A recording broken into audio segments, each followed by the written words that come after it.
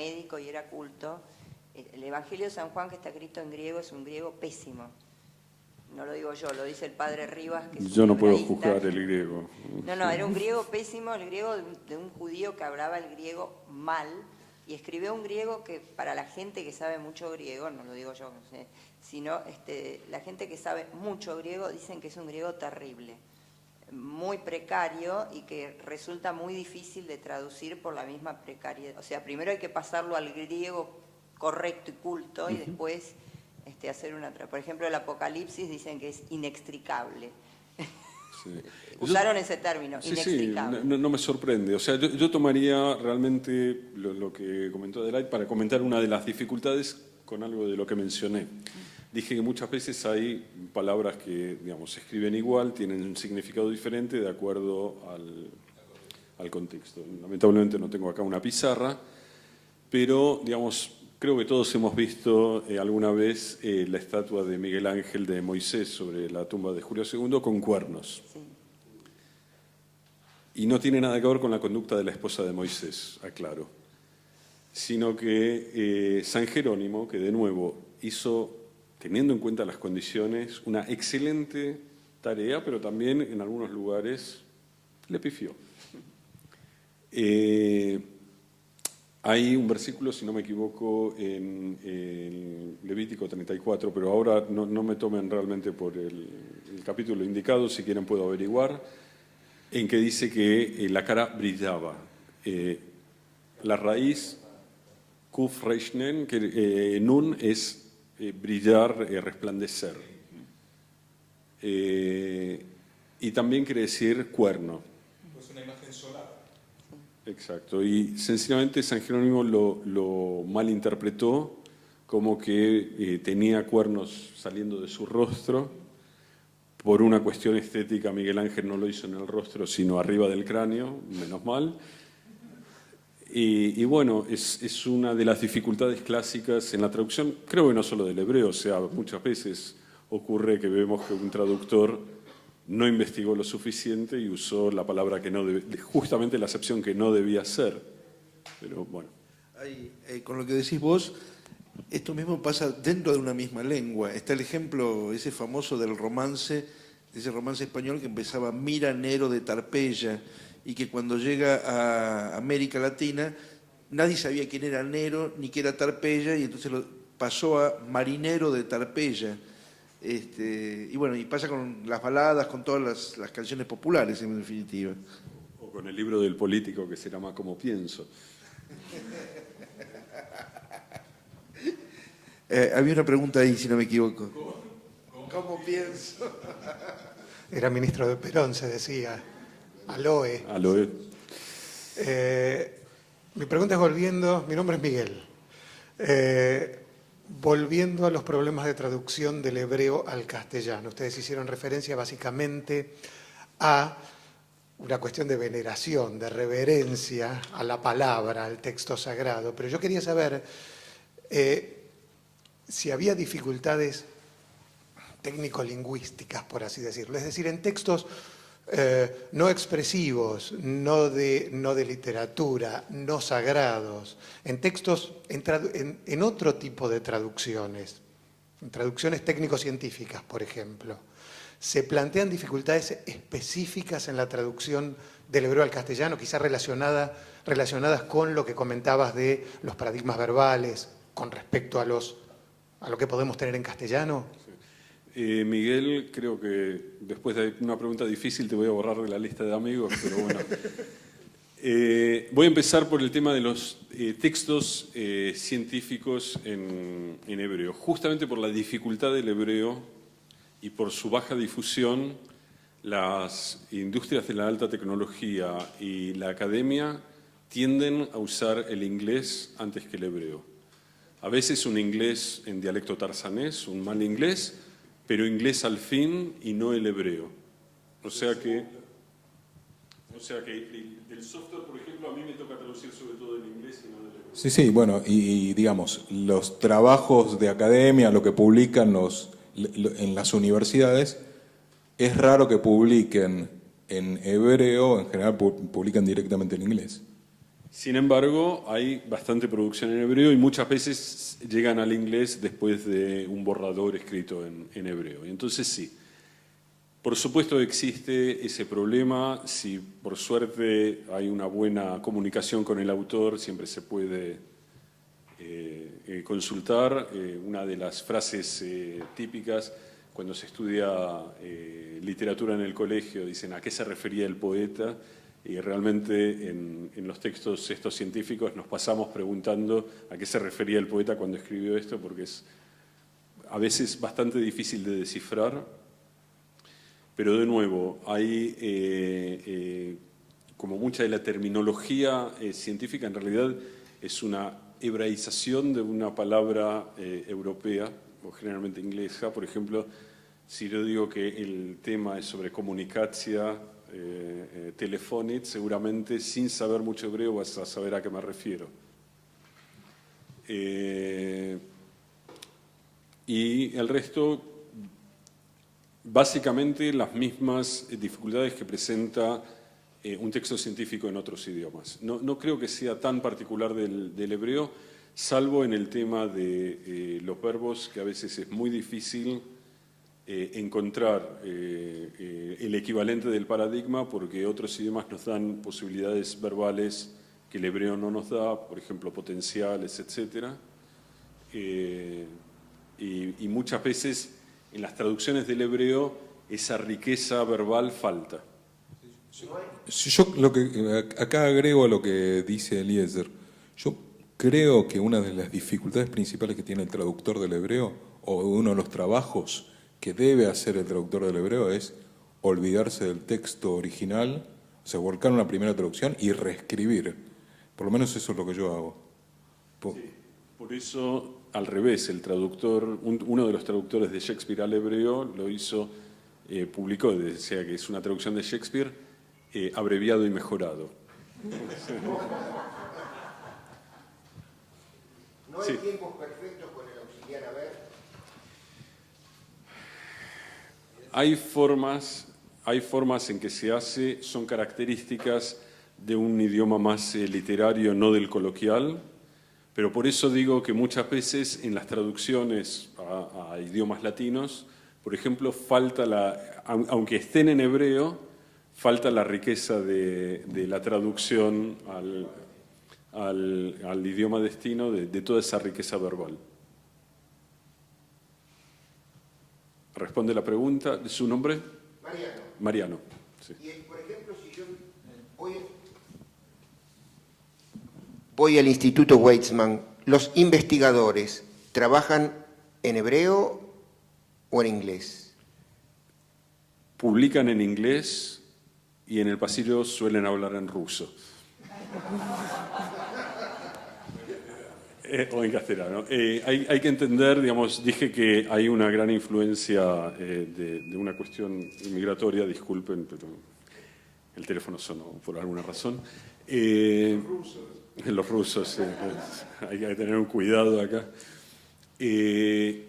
A partir de 1989 hasta ahora, la población de Israel creció con el influjo de poco más de 1 millón de inmigrantes de la ex Unión Soviética, ¿sí? En un total de una población de algo más de 7 millones.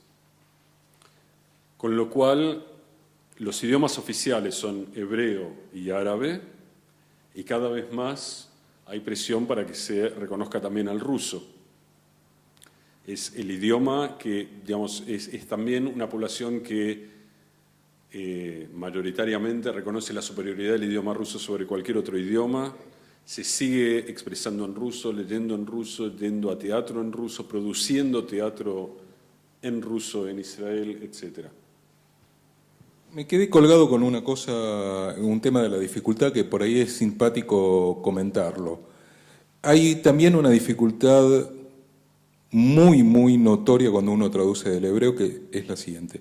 El hebreo es un idioma que ama la redundancia.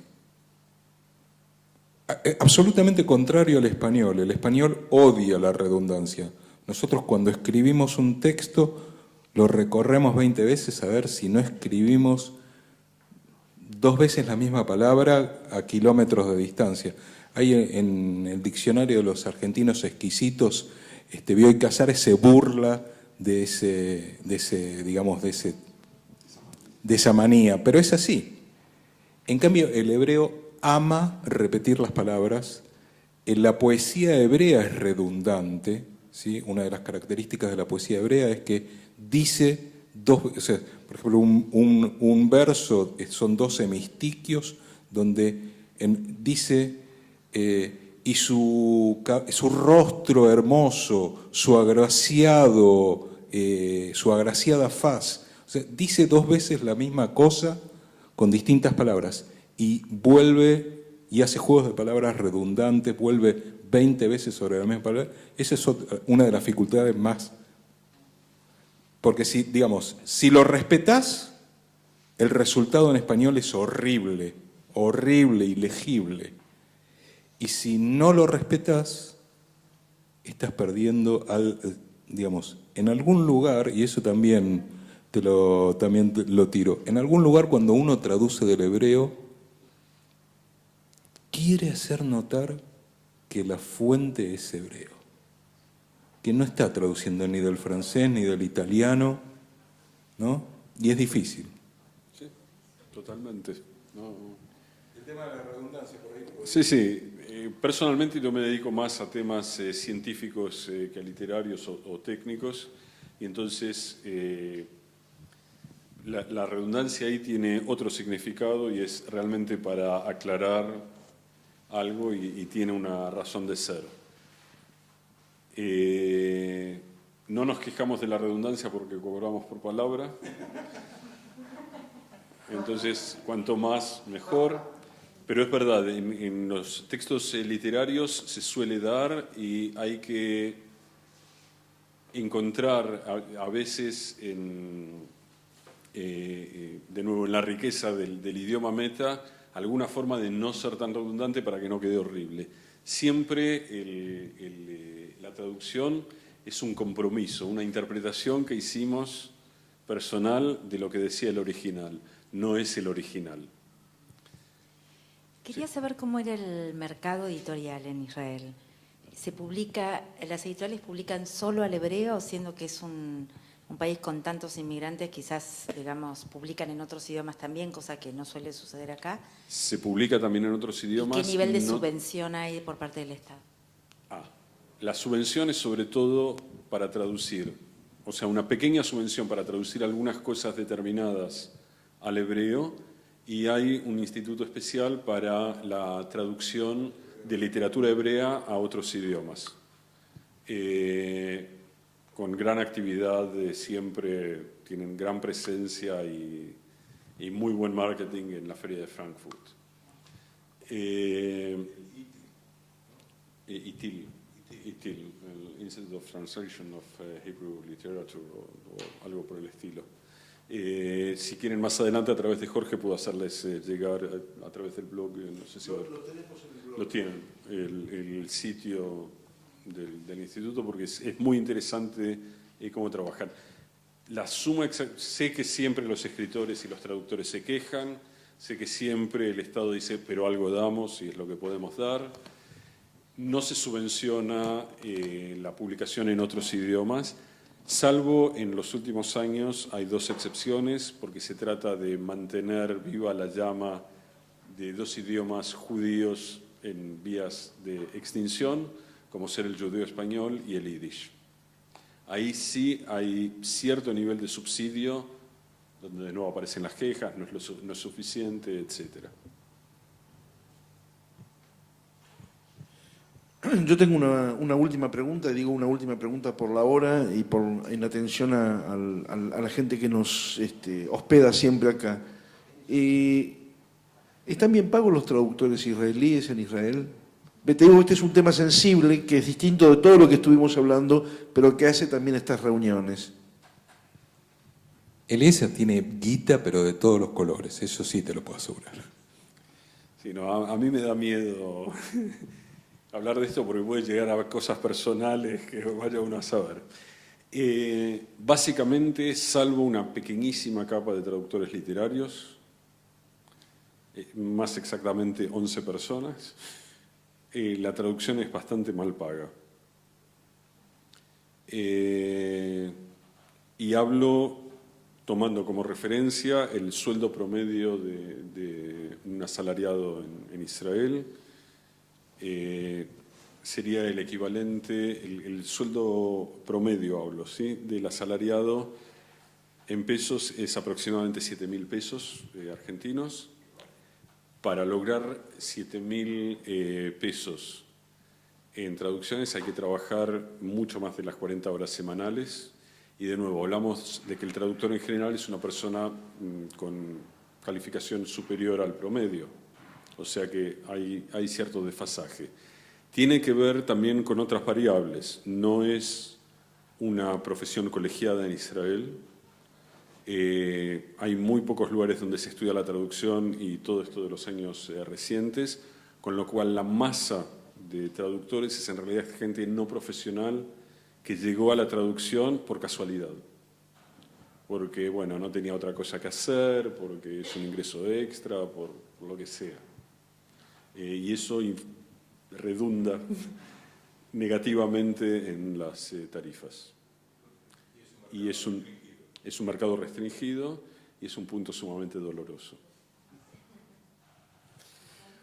Bueno, si quieren escuchar de nuevo todo lo que se dijo acá, como todas las charlas anteriores que tuvimos, con que pongan en el Google Club de Traductores Literarios de Buenos Aires, esta misma noche esta charla ya va a estar subida y bueno, podrán hacer sus comentarios, sumar el dato para que quienes no estuvieron presentes también la puedan escuchar. Antes de despedirnos, hasta que comience el simposio del 2, 3 y 4 de noviembre, para el cual esperamos contar con su presencia, yo quiero agradecer muy especialmente a Eliezer, quiero agradecerle también a Gerardo, la verdad que nos han desasnado notablemente y esperamos que en alguna otra oportunidad vuelvan a estar con nosotros.